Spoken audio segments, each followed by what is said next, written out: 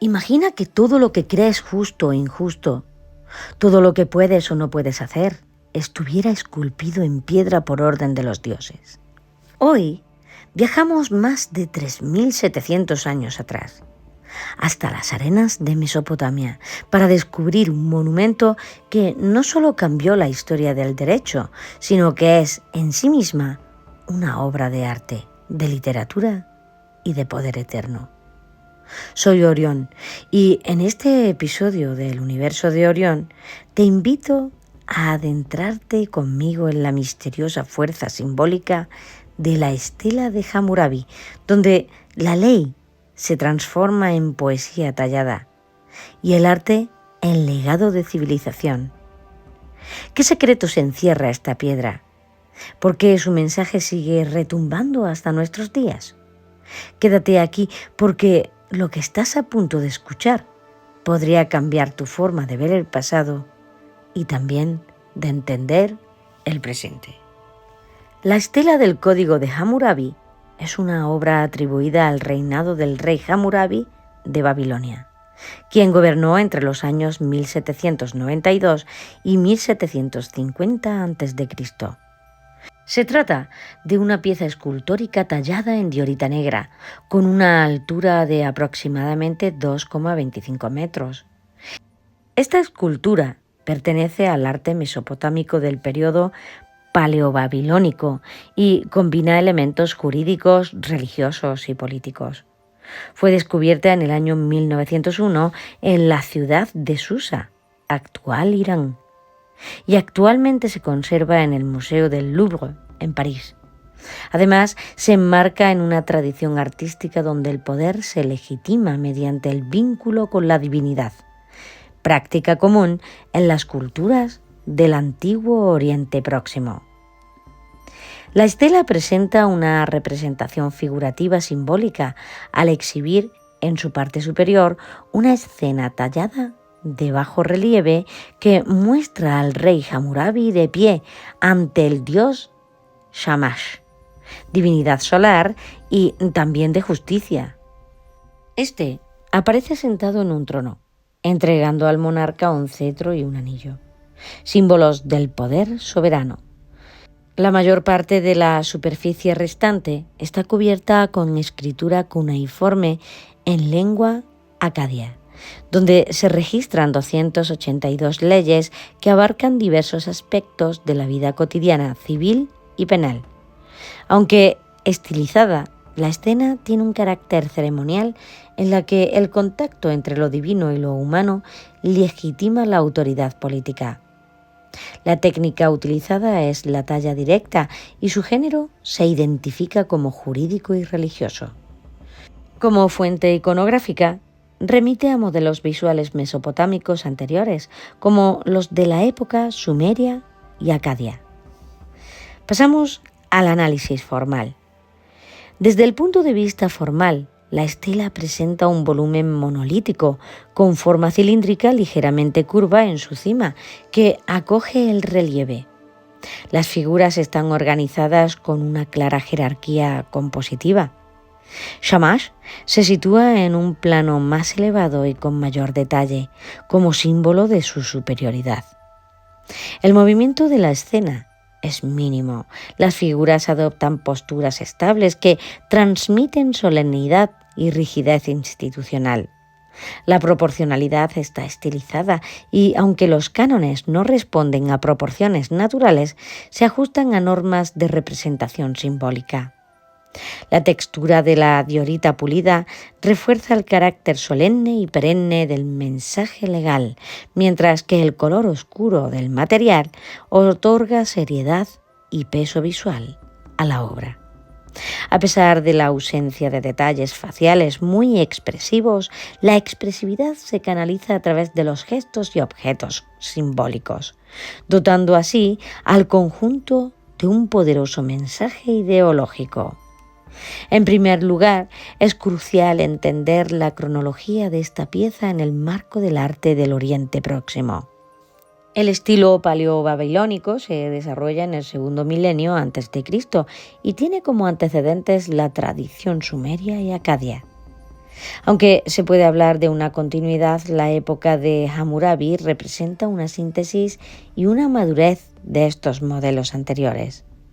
En cuanto a su localización, la obra fue descubierta en Susa, ciudad elamita, lo que sugiere que fue trasladada como botín de guerra después de la caída de Babilonia. Así, se preservó fuera de su contexto original, lo que paradójicamente favoreció su conservación.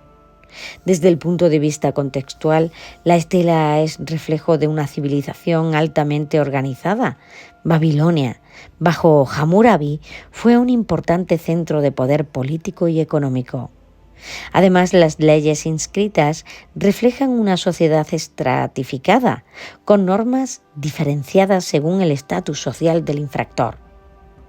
Evidentemente, la estela no cumple una función jurídica, pero también religiosa e ideológica. No se limita a registrar normas, sino que legitima el poder del rey como ejecutor de una justicia divina. Específicamente, los rasgos del estilo incluyen una composición jerárquica, la representación simbólica del poder, la codificación visual del mandato divino y el uso de la escritura como elemento artístico. Así pues, la combinación de iconografía sagrada y lenguaje legal es una característica distintiva del arte babilónico, lo que no se encuentra en otras culturas contemporáneas en el mismo nivel de síntesis. En cuanto a la escuela artística, esta escultura pertenece al corpus del arte mesopotámico, particularmente en su vertiente política y religiosa. Aún sin conocer los nombres de sus autores, podemos asumir una ejecución altamente cualificada, indicativa de una especialización artística. Con respecto a las influencias, la estela toma elementos visuales del arte sumerio, especialmente de las estelas votivas y conmemorativas. Igualmente, se inspira en la representación acádica del poder, como se observa en la estela de Narab-Shim. Entre las obras paradigmáticas del estilo se pueden mencionar, además de la propia estela de Hammurabi, la ya citada estela de Naram-Sin, los retratos de Gudea de Lagash y los relieves de los templos de Ur. Estas piezas comparten el uso del bajo relieve, el mensaje político o religioso y el recurso de una estética simbólica. Finalmente, es importante subrayar que aunque los artistas no firmaban sus obras, gozaban de cierto reconocimiento en su sociedad, al ser los transmisores visuales de los valores del Estado y también de la religión. Para concluir, la estela del Código Hammurabi constituye un hito tanto jurídico como artístico. A través de su forma y contenido, nos proporciona un testimonio invaluable sobre la cultura babilónica. Representa además una de las primeras codificaciones legales escritas de la humanidad, lo que la convierte en un documento único. Además, desde el punto de vista artístico, esta obra ejemplifica la síntesis de imagen y de escritura, de poder y religiosidad, que caracterizó la cultura mesopotámica. En consecuencia, su influencia no se limita a su época, tuvo eco en legislaciones posteriores y en la iconografía del poder a lo largo de la historia. En definitiva, se trata de una obra cuya trascendencia supera lo estético. Su legado persiste como símbolo del nacimiento del derecho codificado y como ejemplo paradigmático del arte monumental del Antiguo Oriente. Situamos el Código de Hammurabi en el Imperio Babilónico, o también llamado de Hammurabi, entre los años 1792 y 1750 a.C., más concretamente en el periodo paleobabilónico, un periodo de inestabilidad social y política en el que se produjeron múltiples usurpaciones. Fue hallado en Susa, como he dicho anteriormente, en la actual Irán, entre el año 1901 y 1902, donde la llevaron los elamitas como botín de guerra. Actualmente se encuentra, como también he comentado anteriormente, en el Museo del Louvre, y la edición al castellano fue realizada por Federico Lara. Está realizado en una estela de diorita negra, con forma casi cilíndrica, que mide, como también he comentado con anterioridad, 2,5 metros. Se divide en dos partes: superior, con imágenes a través de las cuales se cree que la población entendía el código, ya que la mayoría no sabía leer ni escribir, e inferior, con el contenido propiamente dicho de las leyes.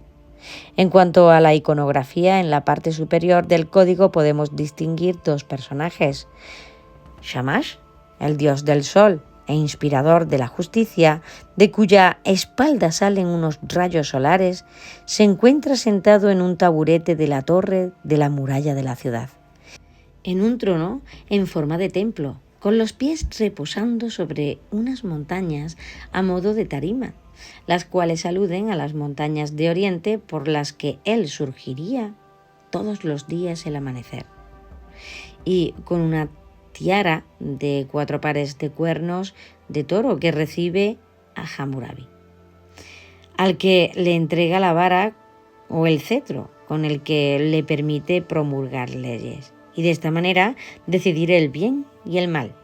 Por tanto, se trata de un código de carácter sagrado, de unas leyes inviolables.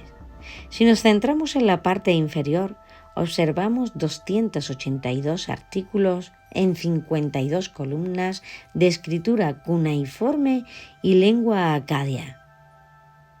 Aunque faltan 7 columnas que se cree que fueron destruidas de manera consciente por el rey elamita cuando la trasladaban.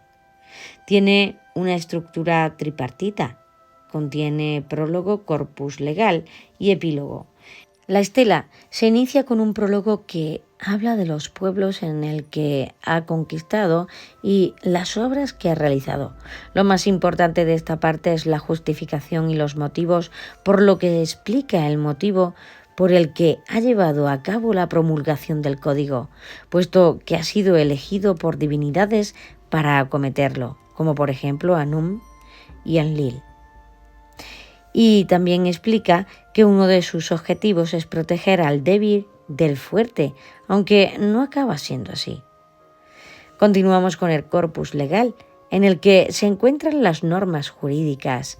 Se estipulan honorarios, leyes contra delitos como por ejemplo la brujería, acusación sin pruebas, adulterio, entre muchos otros. Es en esta parte donde encontramos la ley del talión, ley que aplica a la persona que ha causado un daño la pena de sufrir el mismo daño que ella provocó, aunque solo se aplica entre individuos de igual categoría, puesto que cuando el agresor pertenece a una categoría superior a la de la víctima, se aplica una multa pecuniaria, dinero. Finalmente, en el epílogo encontramos un resumen de lo expuesto en el prólogo y una serie de conjuros dirigidos a las principales divinidades mesopotámicas para que castiguen a aquellos que transgredan, a los que no cumplan estas leyes. El castigo también podría recaer en sus familias y en su descendencia. Hammurabi fue el 6º rey de Babilonia y reinó durante el primer imperio babilónico. Subió al trono tras las abdicaciones de su padre y creó el imperio babilónico. Difundió el imperio babilónico sobre Mesopotamia tras la victoria en varios reinos contiguos. Conocemos a Hammurabi por el conjunto de leyes escritas, una de las primeras leyes de la historia. Hammurabi era previsor y a la vez sinuoso.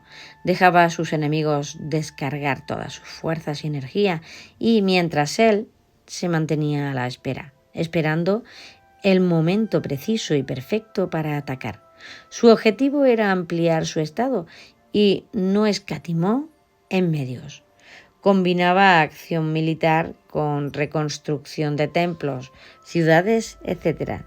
Tras atacar a Mari en 1759, parece que Hammurabi puso punto y final a su periodo de conquistas, pero tras esto surgían revueltas sin cesar. Tan solo 3 años antes de su fallecimiento hubo un periodo de verdadera paz en su reinado. Hammurabi mandó hacer copias del código para que fuesen expuestas en las plazas de todo el mundo y así que todo el mundo conociera los diferentes delitos y también sus penas.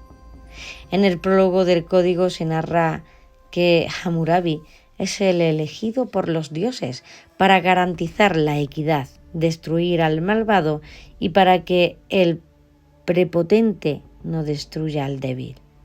Uno de los fines de este código es la propaganda política de su reinado y hacer que su legado dure hasta después de su muerte.